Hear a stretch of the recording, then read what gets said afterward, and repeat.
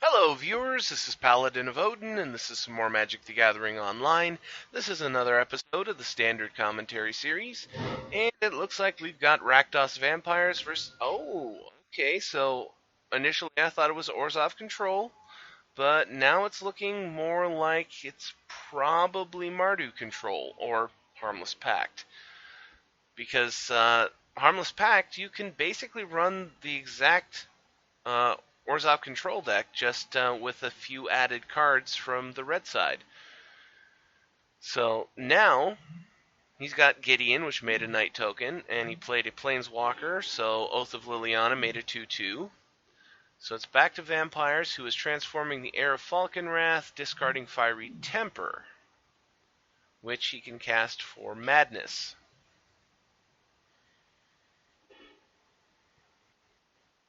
Going after Gideon. And this way, the Heir of the Knight can get the kill on Gideon because Mardu can't block a flyer.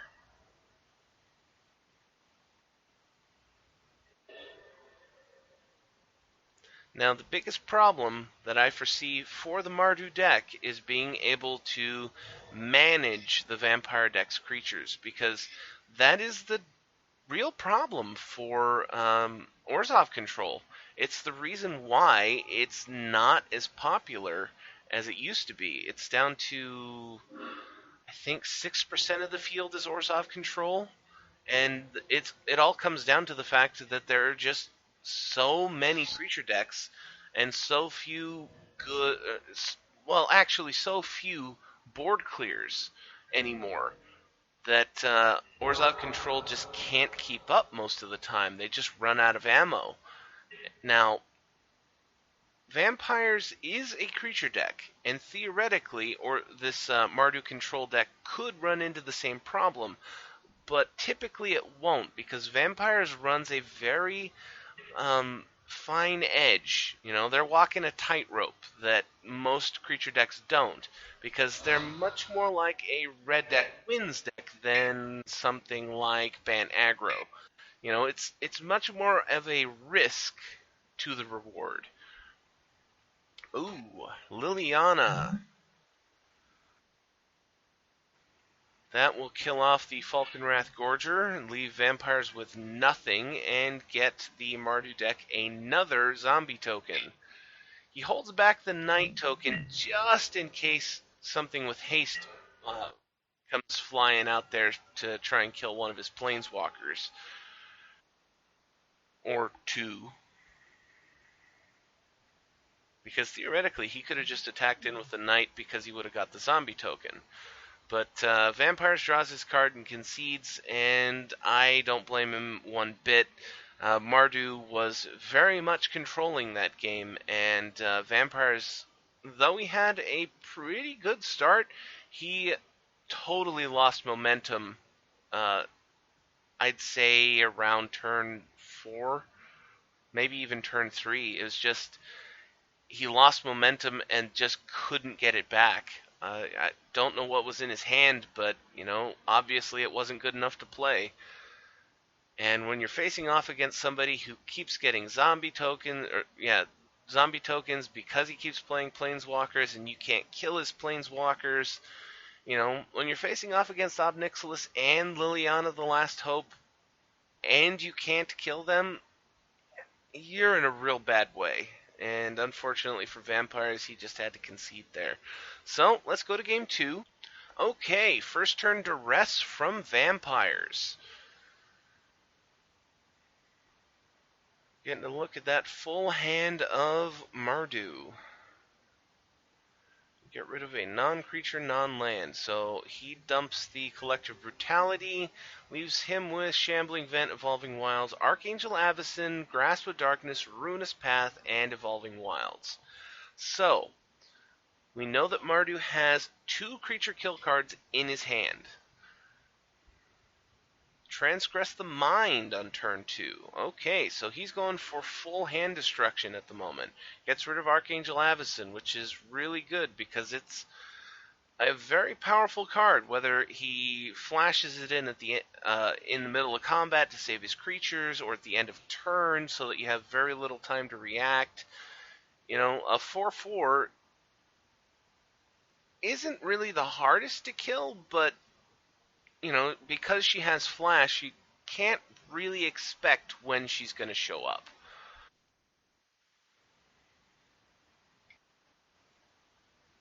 Okay, Air of Falconwrath from Vampires.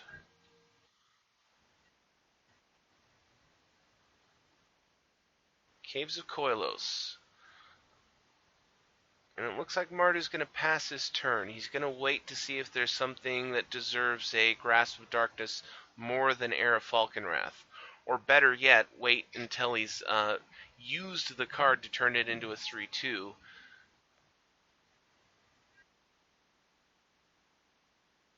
Okay, going into combat after playing Falconwrath Gorger.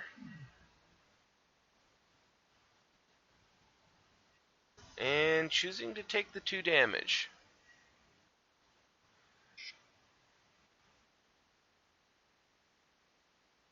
And doing the Grasp of Darkness at the end of turn. In response, discarding Blood Mad Vampire. It won't save the Heir of Falconwrath, but it will allow him to throw out can be a very powerful vampire. I personally wouldn't run it in my vampire deck if I was running vampires because of how easy it is to kill this creature. Like I said, risk versus reward. This is a very risky card for the chance reward. And Ruinous Path puts that creature down as quickly as he could tap the mana for it. And so far, Vampires hasn't managed to do a whole lot. Mardu has been doing what he's supposed to do, controlling the board. Falconwrath Gorger gets in for another 2 damage. Mardu throws down Oath of Liliana, forcing his opponent to sacrifice a creature. So that means the Gorger. So Vampires basically has lost everything. Now, Mardu doesn't have anything other than the Oath, so the situation really isn't that bad for Vampires yet. Plays another Falconwrath Gorger. And he played a Blighted Fen, so at any time, Mardu could pay the mana and sacrifice Blighted Fen to force him to sacrifice a creature.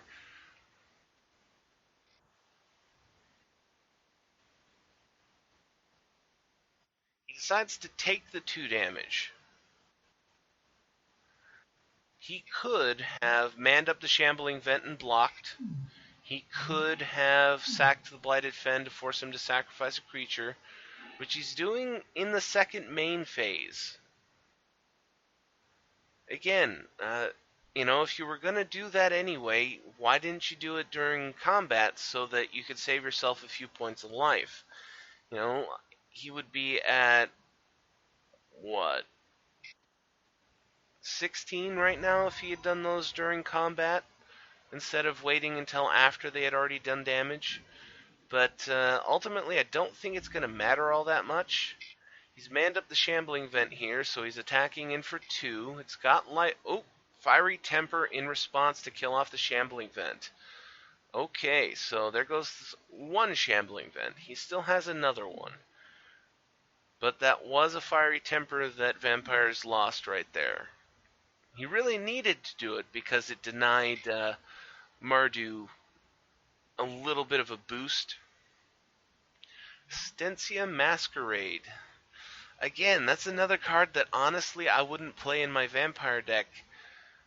I mean, sure, it's nice to have your creatures have first strike, but honestly, I'd rather have a 3-cost vampire or another 2-cost vampire in its place, because that's kind of the whole point of the deck, is playing creatures and burning face and attacking. And this is kind of a dud, in my opinion. Alright, Shambling Vent again. This time it gets through for 2, so Mardu gains 2, Vampires is down to 18. Olivia's Dragoon. Well, on an open board like this, if Mardu... Well, that's the great thing about the Dragoon, is he can discard a card to give it flying, so Shambling Vent can't block flying, regardless of whether it's a land or a creature. Ooh, Grasp of Darkness to kill it off. Yeah, that's the thing about it, is that's what Orzhov control and Mardu control, it's what they do is kill creatures. The way to get around that is by playing so many creatures that they can't keep up. Bloodhall Priest. Now that is a very powerful vampire. You know, a 4/4 for 4 is not a bad thing. Being able to Madness cost it for 3 is even better. And then, should you have no cards in hand, getting to shock every time it comes into play and every time it attacks, plus it's a 4/4, you know, that can add up very, very fast. Unfortunately, Mardu had the answer. Languish. And things, honestly, I'm thinking that Mardu has this one in the bag already. Nahiri. +2, is he going to discard a card? Yes, he is. He dumps a Ruinous Path to draw a card. He will get a zombie token because of the Oath of Liliana.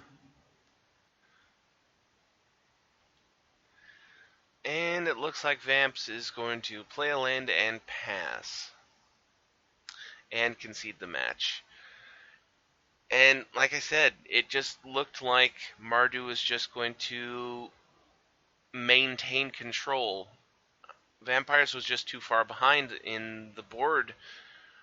You know, he just was never able to keep his creatures on the board. You know, this is one of the instances where a deck like this was able to keep up with a creature deck. But then again, like I said, Vampires is not the same as some of the other creature decks in Standard right now, the more popular creature decks in Standard right now. You know, there's much more of a risk to the reward in Vampires as opposed to things that are very, I guess, reliable. You know, like Bant Aggro. You know, it always comes back to a comparison of Bant Aggro just because of how dominant Bant Aggro is in Standard right now, but you know, that's the thing. Vampires can be really powerful, provided everything falls into place at the way you want it to, and your opponent doesn't quite get a handle on things fast enough. Whereas Bant Aggro is just very deliberate, and reliable isn't the word that I want to use here, but it's the only thing that comes to mind.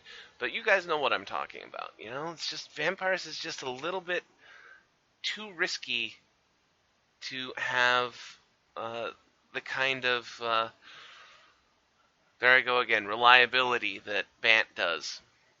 But I've talked for far too long after this game, so I'm going to end it here.